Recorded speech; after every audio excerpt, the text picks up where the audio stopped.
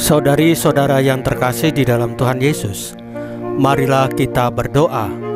Doa yang diajarkan oleh Tuhan Yesus sendiri, dalam nama Bapa dan Putra dan Roh Kudus. Amin. Bapa kami yang ada di surga, dimuliakanlah namamu, datanglah kerajaanmu, dan jadilah kehendak-Mu di atas bumi seperti di dalam surga. Berilah kami rezeki pada hari ini, dan ampunilah kesalahan kami, seperti kami pun mengampuni yang bersalah kepada kami. Dan janganlah masukkan kami ke dalam pencobaan, tetapi bebaskanlah kami dari yang jahat. Ya Roh Kudus, hadirlah saat ini untuk memimpin dan membimbing kami dalam membaca firman Tuhan Yesus dan merenungkannya, sehingga kami dapat mengerti maknanya dan dapat kami laksanakan dalam hidup kami sehari-hari di tengah masyarakat kami. Pembacaan Injil Lukas bab 4 ayat 31 sampai dengan ayat 37. Dengan kebenaran dan keberanian. Sekali peristiwa, Yesus pergi ke Kapernaum, sebuah kota di Galilea. Di situ ia mengajar pada hari-hari Sabat. Orang-orang takjub mendengar pengajarannya, sebab perkataannya penuh kuasa. Di rumah ibadat itu ada seorang yang kerasukan setan. Ia berteriak dengan suara keras, "Hai engkau, Yesus orang Nazaret, apa urusanmu dengan kami? Engkau datang hendak membinasakan kami. Aku tahu siapa engkau. Engkaulah yang kudus dari Allah." Tetapi Yesus menghardik dia, katanya, "Diam, keluarlah daripadanya." Maka setan menghempaskan orang itu ke tengah-tengah orang banyak, lalu keluar daripadanya, dan sama sekali tidak menyakitinya. Semua orang takjub dan berkata satu sama lain, "Alangkah hebatnya perkataan ini. Dengan penuh wibawa dan kuasa, ia memberi perintah kepada roh-roh jahat, dan mereka pun keluar." Maka tersiarlah berita tentang Yesus kemana-mana di daerah itu. Demikianlah sabda Tuhan. Terpujilah Kristus.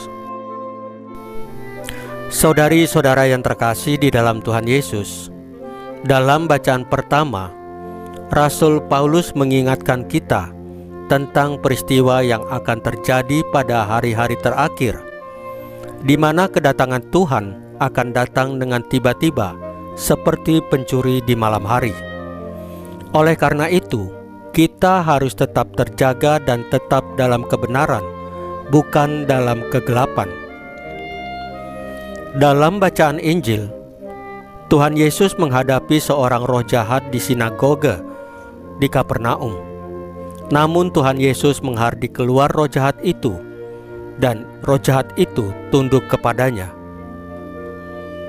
Ini mengingatkan kita bahwa kita juga harus siap sedia menghadapi kekuatan kegelapan dalam hidup kita. Kita tidak boleh membiarkan keberadaan roh jahat yang ingin menghalangi dan mengacaukan hubungan kita dengan Allah.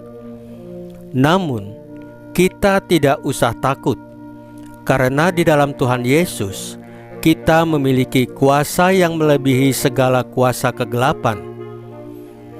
Kita diajak untuk tetap berpegang pada kebenarannya, mengambil sikap yang tegas, dan menolak kompromi dengan kejahatan.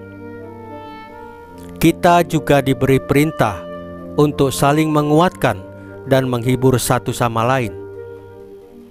Dalam komunitas iman, kita memiliki tanggung jawab untuk saling mendukung dalam kebenaran dan melawan roh-roh jahat. Mari kita menjadi saksi cahaya Kristus di dunia yang gelap ini, memberikan pengharapan dan kasih kepada mereka yang terluka dan terjebak dalam kegelapan. Saudari-saudara yang terkasih di dalam Tuhan Yesus, marilah kita berdoa. Ya Tuhan Yesus, Kami bersyukur atas kuasa-Mu yang melebihi segala kuasa kegelapan. Mampukanlah kami untuk selalu berpegang pada kebenaran-Mu dan menghadapi roh-roh jahat dengan keberanian yang datang dari-Mu. Bantulah kami untuk saling menguatkan dan menghibur dalam komunitas iman kami, sehingga kami dapat menjadi saksi cahaya-Mu bagi mereka yang membutuhkan pengharapan. Salam Maria, penuh rahmat, Tuhan serta-Mu. Terpujilah Engkau di antara wanita, dan terpujilah buah tubuh-Mu Yesus. Santa Maria Bunda Allah, doakanlah kami yang berdosa ini, sekarang dan waktu kami mati. Ya Tuhan Yesus, tambahkanlah iman kami hanya kepadamu saja, karena hanya Engkaulah Tuhan dan Juru Selamat kami satu-satunya, tidak ada yang lain. Dalam nama Bapa dan Putra dan Roh Kudus. Amin.